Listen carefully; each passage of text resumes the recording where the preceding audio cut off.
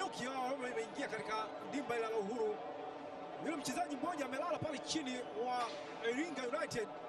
Huyu ni mdudu nyuki. Hivi ingelikuwaje kama ungeambiwa maisha yako yangefika mwisho pale tu utakapojamiana? Basi kwa nyuki wa kiume, anapojamiana na malkia hutoa mpaka utumbo wake, na hapo ndio mwisho wa maisha yake. Unafahamu nini kuhusiana na mdudu nyuki? Utengenezaji wa asali, faida na hata uchumi kwa ujumla wake. Afrika ni miongoni mwa bara linalozalisha asali kwa wingi zaidi. Karibu kwenye makala hii maalum inayokupeleka kwenye safari ya kufahamu na kutengeneza uchumi kutokana na uwepo wa mdudu huyu.